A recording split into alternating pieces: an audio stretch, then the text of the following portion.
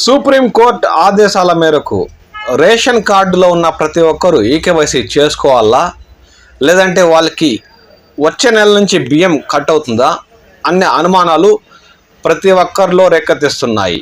ఎందుకంటే ఇప్పుడు రేషన్ షాపుల ముందర జనాలు క్యూ కట్టి మరీ ఈకేవైసీ చేయించుకుంటున్నారు. చిత్తూరు జిల్లా పౌర సరఫరా అధికారుల ఆదేశాల మేరకు పుల్చల మండలం మరియు చుట్టుపక్కల గ్రామాల్లో రేషన్ డీలర్లు రేషన్ కార్డులో ఉన్న ప్రతి ఒక్క కుటుంబ సభ్యులకి ఈకేవైసీ చేయించుకునే విధంగా తమ షాపుల్లో ఈ కార్యక్రమాన్ని చేపట్టారు. ఇప్పటికే కల్లూరు మరియు చుట్టుపక్కల గ్రామాల్లో క్యూ కట్టి మరి జనాలు ఈకేవైసీ చేయించుకుంటున్నారు.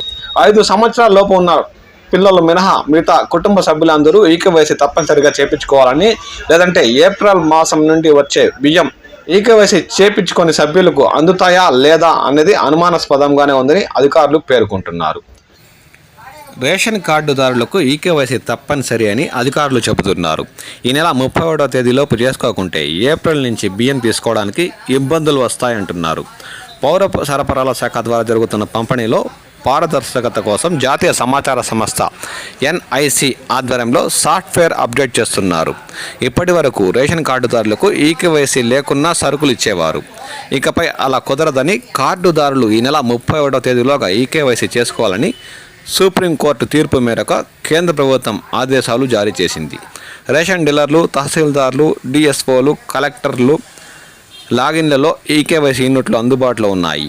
గ్రామ వార్డు సచివాలయాలు మొబైల్ యాప్, రేషన్ షాపుల్లోని ఈపాస్ పరికరాల ద్వారా ఈకేవైసీని అప్డేట్ చేసుకునే సౌకర్యం ఉంది. 5 ఏళ్లలోపు పిల్లలు మినహా మిగిలిన వారు ఈకేవైసీ ప్రక్రియ గడువులోగా పూర్తి చేయాలని పౌర సరఫరాల శాఖ కమిషనర్ సౌరభ్ గౌడ్ స్పష్టం చేశారు. ఇప్పటికే జిల్లాలో 5,36,686 మంది వరకు బియ్యం కార్డుదారులు ఉన్నారు. ప్రతి కార్డులోని సభ్యుల సంఖ్యను యూనిట్గా పేర్కొంటున్నారు. దీని ప్రకారం జిల్లాలో 16,70,470 యూనిట్లు ఉన్నాయి. శనివారం నాటికి కలెక్టర్ ఆదేశాల మేరకు తహసీల్దారుల చొరవ తీసుకుని 14,85,520 యూనిట్లు ఈకేవైసీ పూర్తి చేశారు. ఇంకా 1,84,950 మంది ఈ నెల 31వ తేదీలోగా నమోదు చేసుకోకుంటే వీరికి ఏప్రిల్ నెలలో బియ్యం పంపిణీ నిలిచిపోతుంది అని అధికారులు పేర్కొంటున్నారు.